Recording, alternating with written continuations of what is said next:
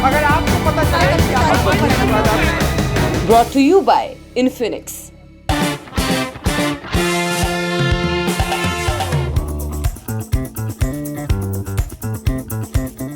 रुख करते हैं बिहार का, जहां पर जेडीयू में लल्लन सिंह बनाम नीतीश कुमार जैसा कुछ सुनाई दे रहा है और आरजेडी के घर में भी ओम प्रकाश वाल्मीकि की कविता का मनोज झा द्वारा पाठ किए जाने के बाद सिर्फ अव्वल नजर आ रही है। इस पर बात करने के लिए हमारे साथ जुड़ रहे हैं इंडियन एक्सप्रेस के वरिष्ठ पत्रकार संतोष सिंह जी पटना से। संतोष जी, बहुत बहुत स्वागत है आपका एक बार फिर से नेता नगरी में। सबसे पहले तो ये बताइए कि पटना में ये शोर कितना तेज है कि लल्लन सिंह कुछ ऐसा भी कर सकते हैं कि विधायकों की एक बड़ी जमात के साथ चले जाएं आरजेडी के साथ, तेजस्वी मुख्यमंत्री बन जाएं, लल्लन सिंह उप मुख्यमंत्री बन जाएं और नीतीश कुमार के हाथ कुछ न रहे। इस तरह की चर्चाएं पटना में भी हैं क्या? हाँ, चर्चाएं हैं। कोई इस तरह की रिपोर्ट्स के कोई न्यूज के कंफर्मेशन नहीं होते हैं, कोई सोर्स नहीं करेंगे। आप बॉडी लैंग्वेज से आप पता कर सकते हैं। इसलिए अभी मैं आज बताता हूं कि आज अशोक चौधरी वर्सेस लल्लन सिंह में हुआ था कुछ दिन पहले कि उनको शेखपुरा बरबीघा का इंचार्ज पहले बनाया गया था, बाद में हटा दिया गया उनको। तो उनको कहा गया किसके कहने पर आप गए थे? आप, मैं तो नेशनल प्रेसिडेंट हूँ, बोला मैं मुख्यमंत्री के कहने पर गया। और आज देखिए वो गए, वो फिर से वो गए जिस बात के लिए मना किया था, वो बरबीघा अपने उनका घर भी है, वहां गए। इससे साफ पता चलता है कि अब निश्चित रूप से नीतीश कुमार को कॉन्फिडेंस में लेके गए हैं। तो ये एक तरह से पोस्टरिंग चल रही है कि अशोक चौधरी वर्सेस लल्लन सिंह हो रहा है। तो ये कहीं ना कहीं नीतीश कुमार की मैसेजिंग है लल्लन सिंह को।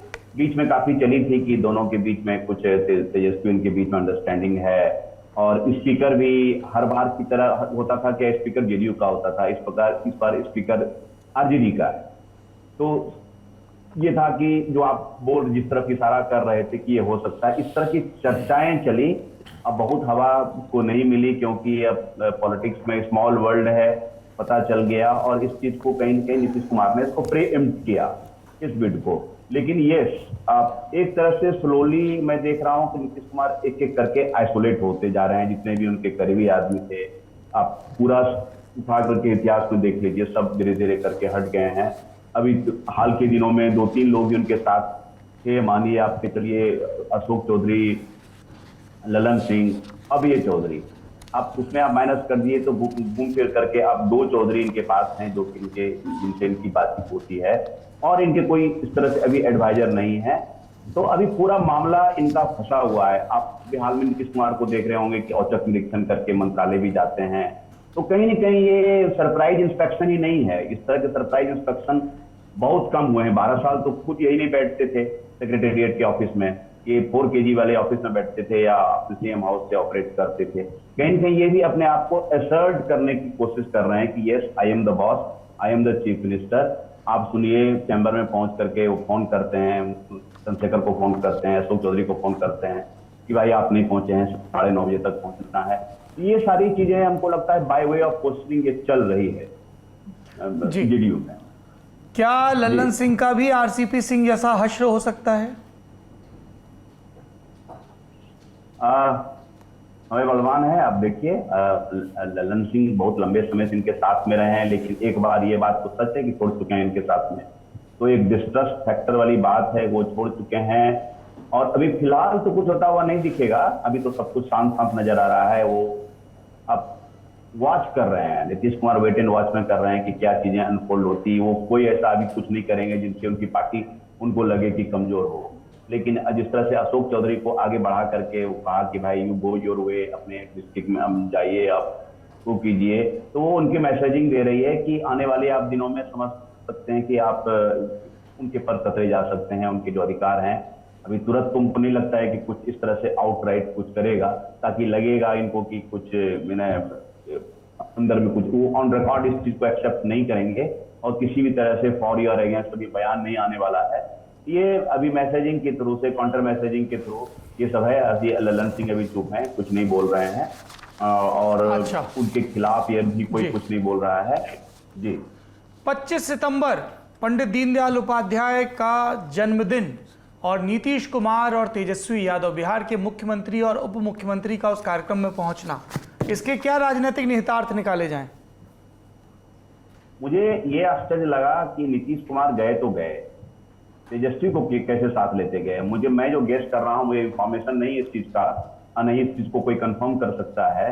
हो सकता है कि उनको लास्ट मोमेंट में वो कार्यक्रम में लेके चले गए हों। अगर तेजस्वी लालू जी से पूछते, सलाह लेते, तो लालू जी कभी नहीं कहते कि तुम जाओ, कि जो कि आइडियोलॉग हैं, जनसंघ के संस्थापक हैं, उनके अब ठीक है ऑफिशियल फंक्शन तो 100 से ज्यादा ऑफिशियल फंक्शन है। और उसी दिन संजोग देखिए कि आप चौधरी रविलाल की चर्चा कर रहे थे, उनकी जयंती थी, उसमें शरीक, कैथल में शरीक नहीं होते हैं, वहां के त्यागी को भेज देते हैं। और दीनदयाल उपाध्याय को तो ये 2020 के बाद 21 भी हुआ, 22 भी हुआ, 21-22 में तो नहीं गए नीतीश कुमार, 23 में जाते हैं। और अब इनकी अब पुरानी, अब इस बारे में सुशील कुमार मोदी से मेरी बातचीत हुई थी तो कहा कि ये पुरानी आदत है उनकी, जब इस तरफ रहते हैं तो उस तरफ किसी फंक्शन में चले जाते हैं। हमारे साथ भी थे तो इंदिरा गांधी के फंक्शन में चले जाते थे, चिदम्बरम को रिसीव कर लेते थे। तो ये इनकी ट्विन ट्रैक पॉलिटिक्स जो है, नीतीश कुमार की पॉलिटिक्स का एक पुराना टेस्टेड एंड ट्राइड पार्ट है, ये चलते रहता है। लेकिन हाँ, तेजस्वी का उस फंक्शन में शरीक करना, उसकी जो पॉलिटिकल मैसेज जो गया, वो आरजेडी के लिए कम से कम ठीक तो नहीं गया। थोड़े से आरजेडी के लोग इस चीज को जस्टिफाई करने में काफी असहज दिखे। आखिरी सवाल, आरजेडी में अंदर खाने क्या चल रहा है? क्योंकि मनोज झा पर जिस तरीके के राजनीतिक हमले हुए, क्या पार्टी के शीर्ष नेतृत्व का आशीर्वाद प्राप्त है? आनंद मोहन के बेटे चेतन आनंद ने जो सब बयान दिए और दूसरे विधायकों ने बयान दिए। अब देखिए, उनका सीक्वल आपको देखना पड़ेगा। चंद्रशेखर के पहले का सीक्वल है खुद मनोज कुमार झा। मनोज कुमार झा ने ईडब्ल्यूएस कोटे पर विरोध किया था।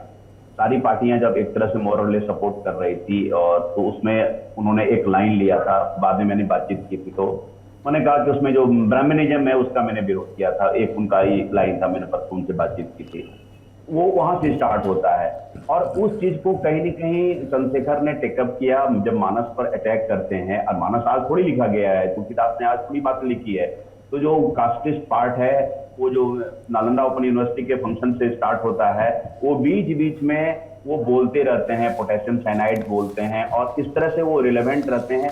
तो ये लग रहा है कि एक सब टेक्स्ट में आरजेडी ये ट्राई कर रही है कि बैकवर्ड वर्सेस फॉरवर्ड की जो पॉलिटिक्स है, उस कास्ट बाइनरी को कितना शासन किया जा सके, वो उनके सब टेक्स्ट में है। भले ही A to Z की पॉलिटिक्स की बात करती हो, भले ही 2020 में सोशल जस्टिस को छोड़ करके तेजस्वी इकोनॉमिक जस्टिस की बात कर रहे थे, इवन लालू प्रसाद जी का फोटो तक नहीं लगाया इलेक्शन में, और 10 लाख जॉब की बात की, और एक तरह से वो ही वाज ऑलमोस्ट देयर, पावर में आ गए। लेकिन मुझे लगता है कि 2024 में उनको लगता है डिफरेंट बॉल गेम है।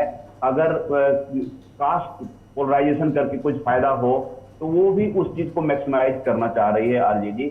और मुझे लगता है कि क्या संदर्भ था, मैंने मनोज कुमार झा से पूछा क्या कंटेक्स्ट था, तो उन्होंने कहा कि नहीं, जब हमारे अंदर जो ठाकुर है, हमारे अंदर जो फिडलिस्टिक मेंटेलिटी है, डोमिनेट करने की जो मेंटेलिटी, उसको जब तक हम किल नहीं करेंगे तब तक हम सबाल्टर्न को नहीं सोच सकते हैं। मुझे लगता है कि इसकी टाइमिंग क्या थी, रिलेवेंट क्या थी। इस कविता का जो वोमेन रिजर्वेशन बिल पर भाषण हो रहा था, उस पर ठीक है आप ओबीसी पॉलिटिक्स की बात कर रहे हैं, सबाल्टर्न की पॉलिटिक्स की बात कर रहे हैं, तो ओम प्रकाश वाल्मीकि की कविता कोई नई कविता नहीं है, उसके पहले प्रेमचंद की कहानी है ठाकुर का कुआं के नाम जी।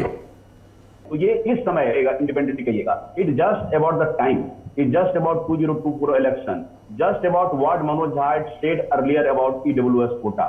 उस सब से लिख करके एज ए पॉलिटिकल एनालिस्ट मैं देखता हूं, तो आरजेडी ये देखना चाह रही है कि कास्ट बाइनरी शार्पन करने से, थोड़ा सा अगर पोलराइजेशन होने से फायदा हो तो सो बी इट, जिससे कि जेडीयू थोड़े से डिफर करती है। जेडीयू की तरह जेडीयू इस चीज को एग्री नहीं करती है, इनसे वुमेन रिजर्वेशन वाले पर भी एग्री नहीं करती है। कुछ जगह they are on the same page, maybe on caste census पे सेम पेज पे है, लेकिन कुछ मुद्दों पर मुझे अलग दिखते हैं, असहज दिखते हैं। तो एक तरफ कहीं न कहीं जेडीयू वर्सेस आरजेडी भी पोस्टरिंग चल रही है, विद इन जेडीयू भी चल रहा है। इसी तरह बीजेपी का साइलेंस है, बीजेपी सोच रही है कि भाई वो नीतीश कुमार किसी भी टाइम में आए तो उनको शूट करेगी, क्योंकि टेस्टेड एंड ट्राइड कॉम्बिनेशन है ये। 39 सीट जो कॉम्बिनेशन 40 में से दे सकता है, उससे बड़ा कॉम्बिनेशन क्या हो सकता है, तो दे आर साइलेंट। अब इसीलिए देखिए झंझारपुर जब अमित शाह आते हैं तो थोड़े से मतलब माइल्ड होते हैं नीतीश कुमार पर, तेल पानी की तुलना करते हैं, नीतीश कुमार को पानी बताते हैं कि भाई तेल में पानी मिलता है तो पानी गंदा मिलता है, कहीं न कहीं एक नीतीश कुमार को क्लीन चिट दे रहे हैं। तो जो हर बार कहते थे कि उनके लिए हमारे लिए दरवाजे बंद हो गए हैं, इस बार लगता है थोड़ा सा दरवाजा उन्होंने हल्का सा खोल के रखा हुआ है। बहुत शुक्रिया। आप सुन रहे थे संतोष सिंह को। बिहार रूल्ड मिसरूल्ड और बिहार JP2 BJP जैसी 2 चर्चित किताबें लिखने वाले। बहुत बहुत शुक्रिया आपका।